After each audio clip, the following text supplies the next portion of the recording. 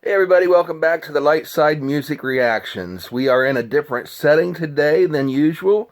I've explained in recent videos, particularly in depth, I explained in this past weekend's live stream on Sunday afternoon, where we did our food review from Burger King.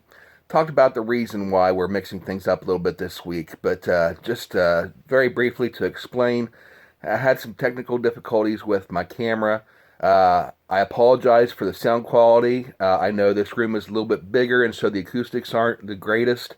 And so, if there are problems with the audio, with you being able to hear me, or maybe being able to hear the music in the background, I apologize for that. I'm trying to get my cell phone fixed as soon as possible so that I can get back to the usual way we do things, and hopefully the sound quality will be better on those. Anyway, today we are reacting to a song from Zooey Deschanel, and I hope I'm pronouncing her name right. I love her as an actress, but I never did figure out exactly how to pronounce her name. Zooey Deschanel and Joseph Gordon-Levitt, both great actors. We'll talk about that in just a moment. But they are singing together the song, What Are You Doing New Year's Eve? And this, Zooey uploaded to her YouTube channel, HelloGiggles, which is abbreviated HG, and there's a link to the video in the description. On December 28th, 2011 is when she uploaded this. And so it's in low quality, it's like 360p, but very interesting video. I've seen it years ago, but it's been years since I've seen it. Back in 2011 probably is when I saw it, or 2012. So let's go ahead and check this out. This is Zooey Deschanel and Joseph Gordon-Levitt singing What Are You Doing New Year's Eve? Now, just to tell you a little bit about these two before we start, Joseph Gordon-Levitt, of course, is an actor, and he was in 500 Days of Summer and 50/50, for which he received Golden Globe Awards or nominations for Golden Globe Award for Best Actor. Never heard of either of those movies, so I'll have to check them out at some time. He also received 2 Primetime Emmy Awards for some projects he worked on, such as Hit Record on TV and Create Together. And I'm not familiar with either of those either. He did appear in the movies A River Runs Through It. Let's see, that's with Brad Pitt, I believe. It's been years since I saw that. It came out in 1992. It's probably been 1993 or 1994 since I've seen it. He was also in Angels in the Outfield in 1994. And I don't remember seeing him in that, so I'll have to go back and watch that again. And he won a Young Artist Award and a Saturn Award nomination for his role in that. You're probably more familiar with him from playing the role of Tommy Solomon on the TV series Third Rock from the Sun. And that was the first time I ever remember seeing him on TV or in movies or even hearing his name. And he did a great job in that. He was on 10 Things I Hate About You, which was a good movie. I remember my wife and I saw that in the theater when we were dating. He was in the Disney movie Treasure Planet. He was in Brick, which was an interesting movie. G.I. Joe, The Rise of Cobra. Inception was really cool. He was in that. The Dark Knight Rises, in which he played, well, I'm not going to tell you who he played. It's a spoiler in case you haven't seen it. But if you ever watch The Dark Knight Rises, watch for his character in that. And Looper, fantastic movie, where he played opposite Die Hard actor Bruce Willis. Fantastic movie. If you ever get a chance to check that out, Looper from 2012. A bunch of other movies that he was in. So he's really been around and has released a lot of stuff. Now, Zooey Deschanel, on the other hand, got her film debut in a movie called Mumford in 1999. I don't believe I've seen that. And she was in Almost Famous in 2000. I have seen that movie, but it's been a long time, and I don't remember her character being in that. But I do remember her in The Good, well, actually not The Good Girl in 2002, but The New Guy in 2002. And she was hilarious in that. Great movie if you ever want to check that out, The New Guy. A little bit on the raunchy side, but some great humor in it. And, of course, she's excellent in anything she's in. And then in 2003, she was in Elf, playing opposite Will Ferrell. And I absolutely adore her in that movie. She is just so amazing. Hitchhiker's Guide to the Galaxy in 2005, another great movie. Yes Man with Jim Carrey in 2008. a bunch of others. She's been in a lot of great movies. Bridge to Terabithia, The Happening. Happening wasn't that great a movie. Bridge to Terabithia was great. Um, and then she went on to have her own sitcom on Fox called New Girl, which I always found interesting because she was in the movie The New Guy back in 2002. And then in 2011, she came out with her own series called The New Girl. So I don't know if that was intentional or if it was just a coincidence, but I imagine when they came up with that concept of calling it The New Girl, I imagine there was a wink and a nod there. And so that's just something that stood out to me when I realized that she was in both those, The New Girl and The New Guy. But anyway, on the YouTube channel where she shares this, she tells the story about how she and Joseph met. And so if you go to the link in the description, you can read that for yourself. But one thing I noticed on here, she says that the original of this song was by Nancy Wilson. Now, I'm sure Nancy Wilson probably released a version of this song, but it was actually written by Frank Lesser and Tobias Gebb. And I know that Ella Fitzgerald has done a version of this song, which I'm sure was recorded while Nancy Wilson was still in diapers. So I don't know that Nancy Wilson recorded the original of this song, but I'm sure it's probably the first version she heard. And I've been guilty of that before. The first version of a song that I hear, I automatically think that's the original. How many times have we done that, by the way? Comment down below if you've ever done that, and give some examples of where you heard a song and didn't realize till years later that it was a cover, and you thought that the version that you heard was the original. Anyway, let's go ahead and check this out. What are you doing New Year's Eve? Zooey Deschanel and Joseph Gordon-Levitt. We're recording. Happy New Year! She's so cute. 2, 3. Let's see. 1, 2, 3, 4. Okay, so she's playing the ukulele and he's strumming the guitar. Maybe it's much too early in the game. But I thought I'd ask you just the same. What are you doing New Year's? New Year's Eve. She messed up a little bit there, but she fixed that chord quickly so you didn't hear it. Who's gonna be the one to hold you tight when it's exactly 12 o'clock at night?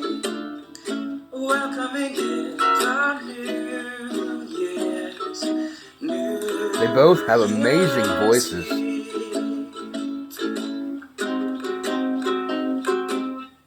Maybe I'm crazy to suppose I'd ever be the one you chose.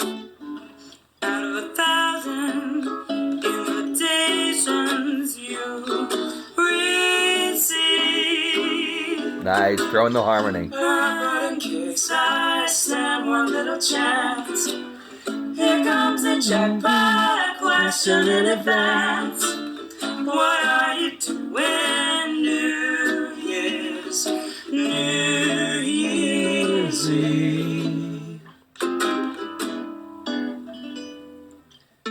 What are you doing New Year's Eve?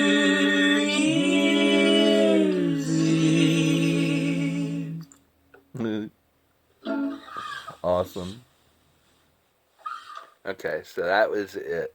Amazing. I absolutely love that. She's got one of those voices that, and of course, if you've seen her in Elf, she sang in that. There's that infamous scene where she's singing in the shower, and then Buddy the elf comes in, and he's not trying to spy on her or anything. He just hears the music and the beautiful voice singing, and he just has to get closer and hear, and then starts singing along. It's funny. I started singing along with him. I imagine Buddy felt the same way I did when I heard her voice there. He just had to sing along with it. And so, amazing voice. Reminds me of Karen Carpenter. Is one of my all-time favorite female vocalists. Probably my all-time favorite would be Karen Carpenter.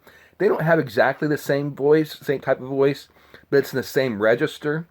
and just both very fantastic voices, and I just absolutely love it. Um, let's see. I love that they played the instruments there. It's just a live recording. They're sitting around in the in one of their living rooms or something. Looks like there's a piano in the background. Just something simple. They recorded 2 minutes and 14 seconds long, and got out their instruments and played it live. And as I said, I saw that where she missed that one chord on the first strum, but then corrected it quickly, so that unless you're a musician and you're watching closely, you don't catch that she even made that mistake. I've done that millions of times while performing live. You start to make a mistake and then correct it quickly. And if you roll from the punches and don't go, oh, I messed up, just make a big deal out of it or complain or break your guitar or storm off stage or something like that. If you don't get too dramatic about it, most people don't even recognize it and notice that you messed up in the first place. I don't know how many times we've done a concert and I feel terrible afterwards. I think, boy, I did horrible tonight. And then everybody comes up to me, from the audience and says, oh, you were fantastic. I loved it. And I'd be like, oh, I messed up this song bad, or I messed up this part right here. And they say, oh, we never noticed it. So if you're not a professional, you don't notice a lot of this stuff. But even so, did a fantastic job. I love the song. Let's go ahead and take a look at the lyrics here. When the bells all ring and the horns all blow and the couples we know are fondly kissing, will I be with you or will I be among the missing? Okay, so it's a romantic song, obviously, between a couple. Reminds me of some of those romantic songs where it talks about having a blue Christmas without your loved one, or I'll be home for Christmas if only in my dreams, that sort of thing, where, where are you Christmas? My loved ones, I wish you were here with me. And how can I have a happy Christmas without you? Getting emotional just thinking of the song title. Thank you again for recommending that one. No, but seriously, I do love that song. But anyway, it's that same concept of wanting to be with your loved ones in the holidays, and especially on New Year's Eve, as the clock counts down and you watch the ball drop. You want to be with that somebody special to hold their hand and maybe give them a kiss at midnight to ring in the new year. And so all the couples we know are fondly kissing. Will I be with you or will I be among the missing? Maybe it's much too early in the game, but I thought I'd ask you just the same. What are you doing New Year's Eve? So it's a new relationship. Maybe they just started dating. Maybe they're not even dating yet, but she has designs on him. And she's asking him, what are you doing New Year's Eve? Why don't we hang out together? Knowing what happens on New Year's Eve at midnight. It's that kiss. And maybe she's hoping that will be the spark that really starts something for them. In fact, I remember the first New Year's Eve I had with the girl that I was dating that ended up becoming my wife. And I gave her my class ring and asked her to go study with me on New Year's Eve after we'd had 2 dates prior to that, at least 2. I think it was 2 dates prior to that. And then on New Year's Eve, we went out for the 3rd date. And at the party, I asked her to, go study with me, and I gave her my ring. And then, not too long later, about a year and a half later, I proposed to her and bought a ring, and did that at the drive-in where we were watching the Muppets in Space. Was at the drive-in, and a Jim Carrey movie, Me, Myself, and Irene, and also a movie called Dick. And we watched the Muppet movie first, I think, and that was the one we were planning on watching, was the Muppets in Space. And then we watched Me and Myself and Irene, and I remember it skipped. It's very rare to see that happen, but I guess when they have live reels, they have to switch the reels in between. And it was completely out of order. It didn't make any sense. They were playing reels in the wrong order. And so it was hard to follow that movie. And then by the time they got to Dick, I proposed to her before the movie Dick started. And so neither one of us remembered anything that happened in that movie at all. But anyway, it's that same idea of during the holidays, New Year's Eve, for example, when I asked my future wife to go study with me. We want to be with that somebody special. And so she's asking him, what are you doing New Year's Eve? I wonder whose arms will hold you good and tight when it's exactly 12 o'clock at night, welcoming the New Year's Eve.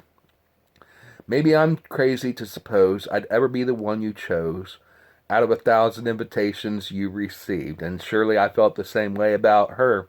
Is, this beautiful young lady with the red hair, just gorgeous, and I couldn't imagine that she was interested in me.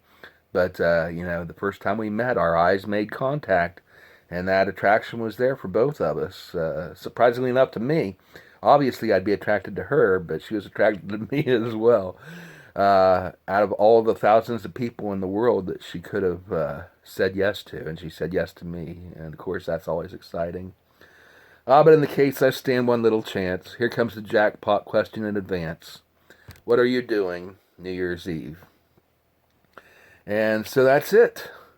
Great little song. By the way, what are you guys doing New Year's Eve? It's New Year's Eve today as I'm recording this. I'm trying to upload this on New Year's Eve. Hopefully it all works out. But in case you're watching this before the live stream, I'm going to be streaming live from the Cornerstone Inn at Beverly, Ohio, approximately 5 or 5:30 p.m. Eastern Time on New Year's Eve this year. And if you missed the stream, you can watch it on the replay probably tomorrow. It'll be up once YouTube has a chance to process the live video, assuming all goes well. But if you want to catch the live stream and it hasn't happened yet, hit the subscribe button and turn on notifications so you know when exactly we do go live. But we're going to be doing our free giveaway for the end of the year. And so you want to be there for that and witness it and congratulate the winner. And still got time to get in, hopefully, to be in that drawing as well yourself to win that prize. But anyway, the way to do that is in the videos that I've released over the past month with the Christmas theme. Go back and watch some of those. There are hints and clues in there how you can get in the drawing. But anyway, that's it. What are you doing New Year's Eve? Hopefully you're spending it with us. And then after we're done, head home, grab that special someone, and hold them close and kiss them as you ring in the new year.